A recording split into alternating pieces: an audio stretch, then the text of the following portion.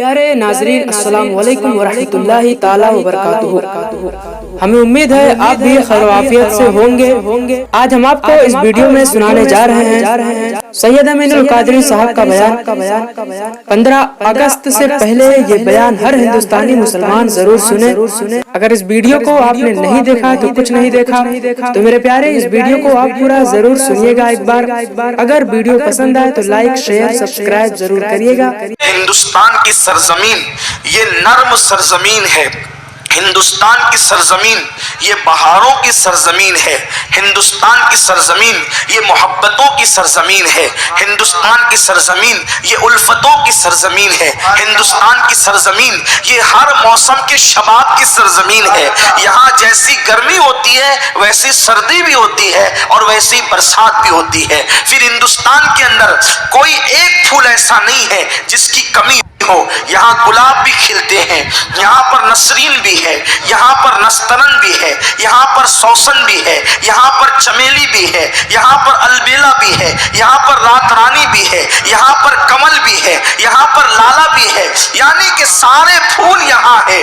اسی طریقے سے سارے موسم یہاں ہیں، اسی طریقے سے ساری بہاریں یہاں ہیں، اسی طریقے سے ساری خوشبوئیں یہاں ہیں۔ اس زمین کی بڑی شان ہے، اس سے بڑھ کر اس زمین کی شان کیا ہو سکتی ہے کہ میرے آقا مصطفیٰ جان رحمت کو ٹھنڈی ٹھنڈی ہوائیں عاشقوں کی اگر کہیں سے پہنچی ہے۔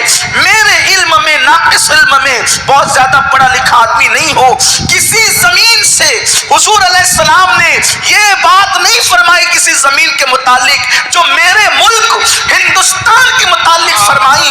میرے آقا صلی اللہ علیہ وآلہ وسلم نے فرمایا مجھے ہند کی طرف سے اپنے عاشقوں کی طرف سے ٹھنڈی ٹھنڈی ہوائیں آتی ہے، عشق والوں کی طرف سے ہوائیں آتی ہے۔ اسی کو ڈاکٹر اقبال وقت میں کہتے ہیں میرے عرب کو آئی ٹھنڈی ہوا جہاں سے، میرا وطن وہی ہے، میرا وطن وہی ہے۔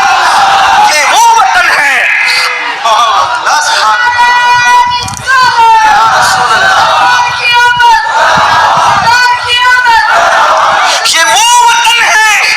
جہاں سے عشق کی خوشبو، جہاں سے ٹھنڈی ہوائیں مدینہ منورہ تک پہنچی ہے۔ اللہ اکبر! یہاں کی ہواؤں کا اثر تو دیکھو، ہوا یہاں سے چلتی ہے اور مدینہ منورہ میں پہنچتی ہے اور سرکار فرماتے ہیں عاشقوں کی طرف سے خوشبو آ رہی ہے، عاشقوں کی طرف سے ہوائیں آ رہی ہے۔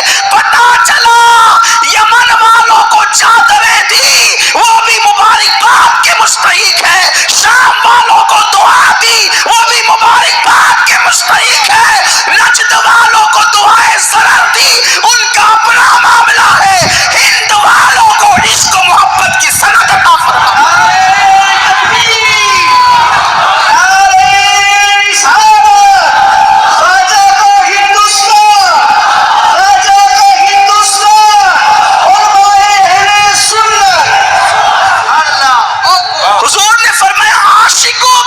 سے آ رہی ہے ٹھنڈی ہوائیں عاشقوں کی۔ ارے وہ شاہ کون تھے ان کو میں نامزد تو یہاں نہیں کر سکتا، لیکن پورے وثوق کے ساتھ جن کے نام لے سکتا ہوں، جن عاشقوں کی طرف سے ٹھنڈی ٹھنڈی ہوائیں پہنچی تھی، اسی عاشقان رسول میں کوئی داتا علی حجوری ہے، کوئی معین الدین اجمیری ہے، کوئی بختیار کاکی ہے، کوئی فرید الدین فرید الدین پاک پٹنی ہے، کوئی اللہ اکبر نظام الدین محبوب الہی ہے، کوئی صابر کلیری ہے، کوئی مخدوم اشرف سمنانی ہے، کوئی داتا اللہ اکبر، کوئی شاہ ولی اللہ محدث دہلوی ہے، کوئی عبدالعزیز محدث دہلوی ہے، کوئی فضل خیر آبادی ہے، کوئی کافی مراد آبادی ہے، کوئی امام اہل سنت امام احمد رضا محدث بریلوی ہے، کوئی حضرت مولانا ضیاء الدین جیپوری ہے۔ یہ عاشقوں کی خوشبو پہنچی حضور تک۔ ایک بات بتاؤں، جب عاشقوں کی ہواؤں میں اتنی تاثیر ہے کہ مدینے تک صدیوں پہلے پہنچی، تو عاشقوں کی آواز میں تاثیر کا عالم کیا ہوگا؟ لوگ کہتے ہیں سلام پڑھتے ہو تو وہاں کیسے پہنچتا ہے؟ ہم سے نہ پوچھو، حضور سے پوچھو۔ عاشقوں کی تو ہوائیں بھی پہنچتی ہیں۔ یہ حدیث کے عاشق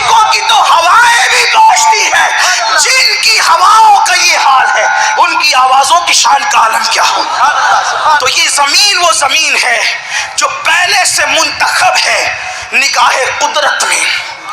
یہ زمین وہ زمین ہے جو منتخب ہے نگاہ رسالت میں. یہ زمین وہ زمین ہے جو منتخب ہے نگاہ ولایت میں. نگاہ قدرت میں کیسے منتخب ہے کہ جنت سے جو پہلا آدمی اتارا وہ کسی اور ملک میں نہیں، وہ میرے ملک میں، آپ کے بھارت میں، ہمارے ہندوستان میں اتارا. پہلا آدمی جو اتارا آدم سے، بلکہ آدمی جس کے طفیل لوگ بنے ہیں اس آدم کو اتارا. آدمی تو بعد میں ہوئے، آدم پہلے ہوئے نا.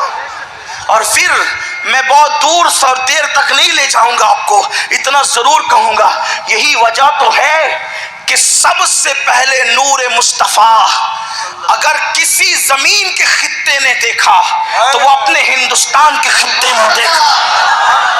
نور مصطفیٰ پہلے خطے ہند نے دیکھا. کیسے؟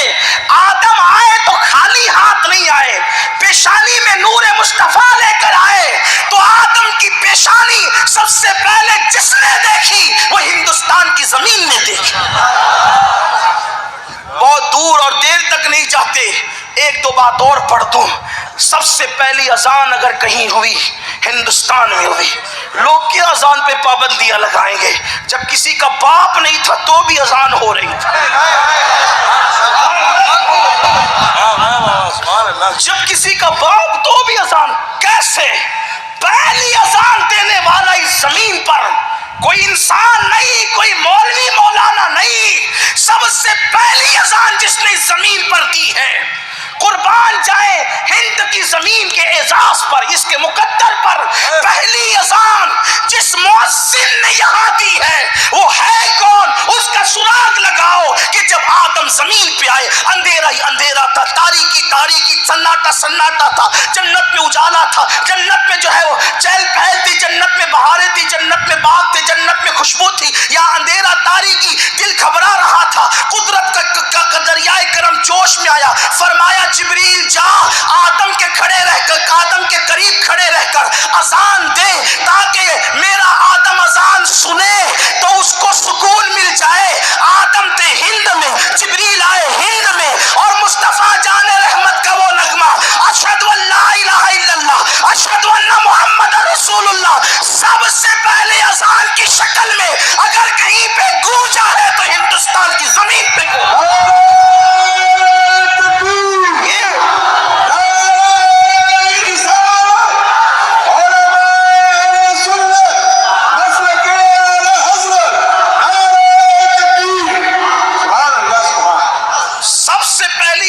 زمین پر جبریل امین نے دی ہے. اذان کے کلمات بعد میں آئے، جبریل نے ہندوستان میں اذان پہلے دی. اور اذان کے کلمات کبھی نہیں بدلے. نبیوں کی شریعت بدلی، اذان کے کلمات نہیں بدلے، کیونکہ اذان صرف امت محمدی کی خصوصیت ہے. تو آدم علیہ السلام، جو بچوں کے کان میں اذان پڑھی جاتی ہے نا، تو دنیا میں آنے کے بعد اس لیے پڑھی جاتی ہے کہ آدم کے کان کے قریب بھی اذان پڑھی گئی. یہ بات ہاں، آدم کو بھی وحشت ہو رہی تھی اور آدمی کو بھی وحشت ہوتی ہے یہاں آ کر. تو ان کی وحشت بھی اذان سے دور ہوئی، اور ہر آنے والے کی وحشت اذان سے دور ہوتی ہے. اب بھی انسان تجھے عقل نہ آئے گی، تو وحشت زدہ کیوں ہے؟ اگر کوئی تیرے کان میں اذان پڑھے تو تجھے اتنا سکون ملتا ہے. اگر تو خود اذان پڑھے، نماز پڑھے، تو اللہ تیری وحشتوں کو کتنا دور فرمائے. اذان سے بھی دور ہو گئے، نماز سے بھی دور ہو گئے. اور پھر سب سے پہلی نماز بھی اسی ہند میں پڑھی گئی. اذان ہوئی، اجالا ہوا. آدم علیہ السلام نے شکرانے میں سجدہ کیا. پہلے سجدہ یہی کیا گیا. یہ زمین کوئی معمولی زمین، نگاہ قدرت کا انتخاب ہے ہند.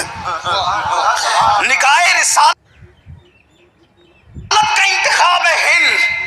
دور نہیں جاتے بلکہ قریب قریب رہتے ہیں تاکہ جلدی گفتگو ختم ہو. غریب نواز کہتے ہیں جب مجھ سے کہا ہند جاؤ، آپ نے بار بار سنا ہے، اس کی طرف میں صرف اشارہ کروں گا، واقعہ نہیں بتانا. میری سنی عوام بہت بار سن چکی، سب کو زبانی یاد ہے. ہندوستان جاؤ. میں نے کہا یا رسول اللہ میں نے کبھی ہندوستان گیا نہیں. اور پھر سرکار نے بھی کہا اس میں شہر اجمیر ہے، وہاں جاؤ. ہندوستان جاؤ، اجمیر جاؤ، اور اجمیر ہے کہاں؟ راجستھان میں۔ ہند بھی تھا، خصوصیت سے راجستھان بھی تھا، اور خصوصیت سے اجمیر مقدس بھی تھا۔ فرا جاؤ۔ غریب نواز نے یہ نہیں کہا حضور آپ کو تو دیوار کے پیچھے کی خبر نہیں، آپ کو ہند کیسے پتا؟ اس لیے کہ وہ معین الدین تھے، وہ معین الدین تھے۔ یہ 1857 کے بعد عقیدے بنے ہیں کہ دیوار کے پیچھے کی خبر نہیں، ورنہ صحابہ سے لے کر غریب نواز تک، اور اللہ کی عزت کی قسم غریب نواز سے امام مہدی تک بھی یہی عقیدہ رہے گا کہ نبی تو عرش پر چلنے والے قلم کی آواز کو بھی سن لیتے ہیں، لوح محفوظ پر چلنے والے قلم کی آواز کو بھی سن لیتے، سر آئینہ سنتے ہیں، پس دیوار سنتے ہیں۔ انہیں تو سب پتا ہے، آوازیں بعد میں نکلتی ہے، پہلے انہیں خبر ہوتی ہے، بلکہ وہ آواز ہی نہیں، خاموشی بھی سنتے ہیں۔ وہ تو خاموشی بھی، وہ کسی اور کا ڈالتا ہوگا نبی، جنہوں نے زبردستی کسی کا نام نبی رکھ دیا، وہ نہیں سن پاتا ہوگا۔ اپنا نبی تو پتھروں کی زبان بھی سمجھتے ہیں، درختوں کی زبان بھی سمجھتے ہیں، ہرنی کی زبان بھی سمجھتے ہیں۔ اسی لیے میرے امام کہتے ہیں اور بڑے مزے میں فرماتے ہیں، کہتے ہیں اپنے مولا کی ہے بس شان عظیم، جانور بھی کرے جن کی تعظیم، سنگ کرتے ہیں ادب سے تسلیم، پیڑ سجدے میں گلا کرتے ہیں۔ سرکار فرماتے اے علی، اے علی، اے علی، جب میں بچپنے میں 6 سال کی عمر میں اپنی امی کے ساتھ مدینہ آیا تھا، جس کا پرانا نام یثرب ہے، تو اس وقت میں مدینے کی گلی سے آتا جاتا تھا، اس وقت جو پتھر مجھ پر درود پڑتا تھا میں ابھی تک اس کو پہچانتا ہوں۔ جو 6 سال کی عمر میں پتھر کی آواز بھی سنے اور پھر اس کو پہچانے بھی، پتا چلا حضور پہچانتے کس کو ہے؟ پتھر درود پڑے تو اس کو بھی پہچانتے ہیں، اگر بشر درود پڑے تو اس کو کیوں نہ پہچانے؟ لوگ کہتے ہیں درود اتنا کیوں پڑھتے ہو؟ اس لیے پڑھتے ہیں کہ حجر پڑے تو اس کی پہچان بنتی ہے، بشر پڑے تو اس کی بھی پہچان بنے گی۔ اور مدینے بعد میں پہنچ کر کہا اس کو پہچانتا ہوں جو مجھ پہ درود پڑتا تھا، تو قیامت میں بھی کہیں گے ان کو پہچانتا ہوں جو دنیا میں مجھ پہ درود پڑا کرتے ہیں۔ پھر ملتے ہیں کسی نئے ویڈیو میں، تب تک کے لیے جہاں بھی رہیں خوش رہیں، آباد رہیں۔ السلام علیکم ورحمۃ اللہ تعالی وبرکاتہ۔